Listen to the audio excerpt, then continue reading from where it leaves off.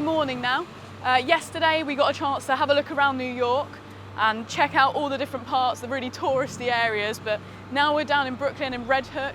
We've come to see the start of the Formula-E preparation. We're going to try and get a lot of filming done today because tomorrow we aren't allowed to film as much when the race is happening.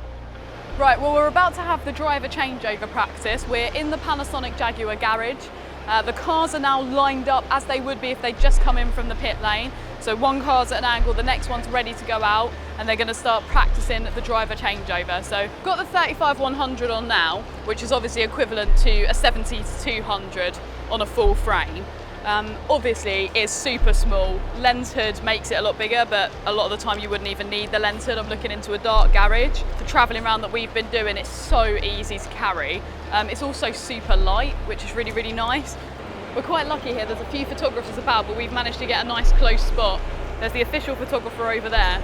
So we're staying out of the way a little bit of the changeover, but I've got a nice position here. I'm directly in front of the second car, so I can get as he jumps in. He's popping his visor up a little bit, which is quite a nice shot. And I've also got, as he throws his seatbelt off over here, so I'm going to try and get the action of the seatbelt actually coming over his shoulder as he throws down the steering wheel.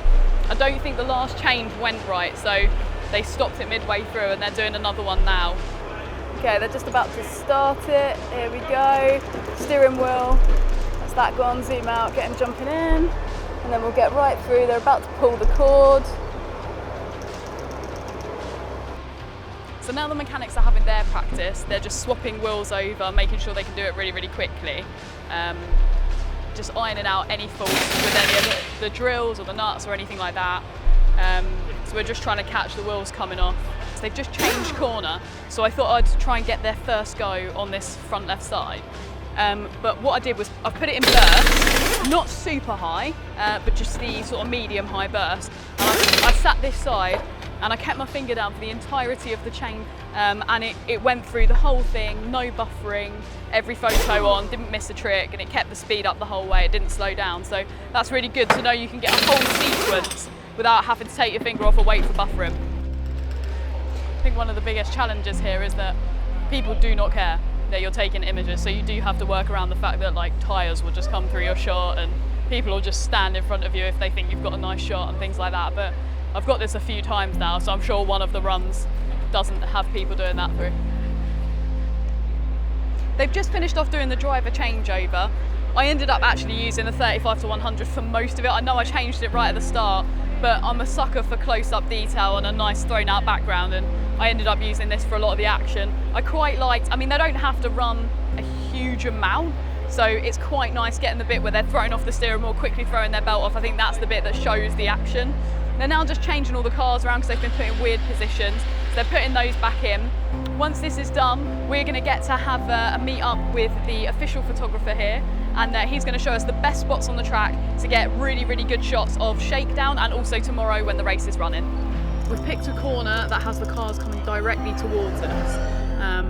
There are specific areas where you're allowed to take a picture, so you can. There's a little hole in the fence here, there's a few holes in the fence down there. But the lucky thing about the G9 and the 35-100 is that it's really small, and this fencing is quite big. So I can sort of cheekily just go through the fencing wherever I want, pretty much on the whole track, which is great. And I don't need to get in the way of those guys. So I've placed myself here. We're going to have a look at see how this works. We'll probably take just a few shots here, maybe 10 minutes worth, and then we're going to try and maybe just run to a different area on the track. We don't have much play on this corner. I was shooting from just over there where we could see them on the long straight, but I wanted to get a little bit closer in, and it's nice here, like I'm literally on the track. So I've set it to continuous focus, I've put tracking lock on, and that was our team going past there. I've set the tracking to just past the corner. So every time, all I have to do is click the joystick and it goes back to that original square. And as the next car comes round, I just have to click straight on, half press, and it starts tracking immediately. So I just shove my finger down on the thing and we get it straight away. I'm getting battered by stones here. I've put the lens hood on to try and protect the front of the lens. And I'm hoping we get some nice sharp shots out of this. It seems to be tracking them as they're coming towards us really, really well. But motorsport photography was really not why I was photographing this event. It was to show off just what the G9 can achieve.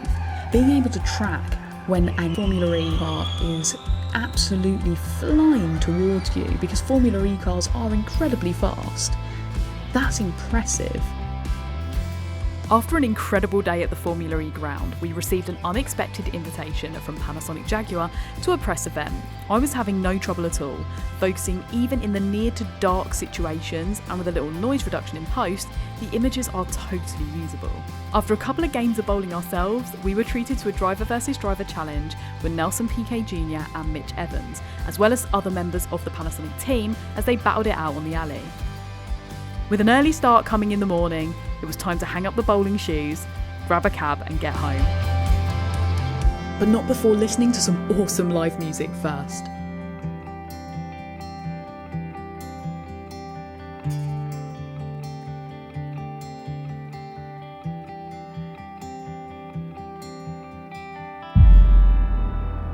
We're now heading towards the paddock at Formula-E. We're just outside and we're going to catch the qualifying rounds and then the race. Now, unfortunately, again, we cannot film too much today. We're not really allowed to film inside the venue at all, and broadcast, especially when the race is on, we're not allowed to film most of that. But we got quite a bit of footage at Shakedown yesterday, so you guys can see the cars going round, and we'll try and get some nice images today to show them off. Being at the Formula-E really wasn't about the motorsport. It was about showing what the G9 can do in an incredibly testing environment. Now, people do still have reservations about Micro Four Thirds sensors, and I can totally understand why. Of course, low light can suffer. The higher the megapixel count, if you're putting them onto a smaller sensor than, say, full frame or even APS-C, you'd expect that low light to not be as good, and a lot of the time that is proved to be correct. However, on a day like this, where the sun is out and you have fast-moving, challenging subjects, and you have an incredible continuous burst rate, you don't notice any of that. The colours are good, the usability of the camera is nice. You really have to weigh up what you're going to be using your camera for, because you may be picking out problems that actually aren't going to be issues for you. And today, I didn't have any issues. Our final day started in Chelsea Market, an incredibly weird building full of an arcade of shops and small eateries. The interesting lights made for some really cool images, as did the weird little intricate vintage retro signage all around the place. The donuts from here were amazing. It's mine. Mine. So we're just on the High Line now, which is outside Chelsea Market. This is like an old abandoned railway bridge, and they've turned it into this high up garden basically, with like market stalls, some places to get food and drink. There's like loads of art spread throughout. It's really cool. The High Line is a decommissioned stretch of railway which has been turned into a sustainable public park, a green space that stretches around 1.5 miles. It's a unique way to travel a few blocks through the city and shows off some impressive artwork.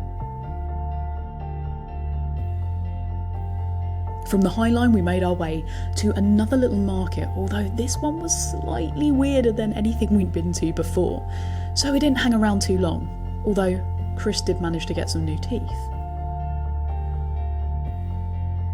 Once Kriss had fitted his new teeth, we jumped on a subway train and went straight back up to Central Park.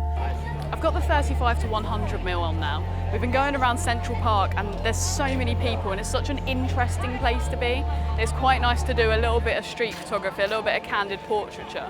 There's a lot of weird things that go on just everywhere you look, so it's nice to try and capture some of it.